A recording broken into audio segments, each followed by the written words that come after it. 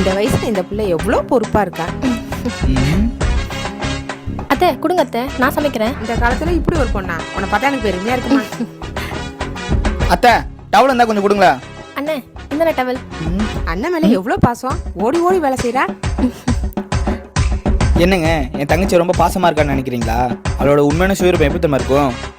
என்ன வீடு இவ்வளவு குப்பையா இருக்கு? ஏய் வீடு இவ்வளவு குப்பையா இருக்கு, பெருக்க மாட்டியா நீ? இத புடி.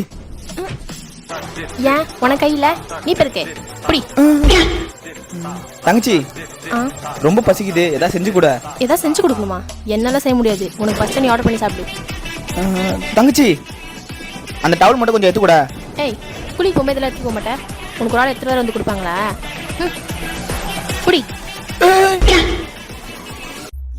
உங்க தங்கச்சியோ அக்காவோ இதே மாதிரி தான் சொந்தக்காரங்க வீட்டுக்கு வந்தா ஒரு நல்ல புள்ள மாதிரி ஒரு ஆக்ட் போடுவாங்க பாத்தீங்களா? அப்படி பண்ணாங்கன்னா அவங்க நேம மறக்காம கமெண்ட்டை சொல்லுங்க.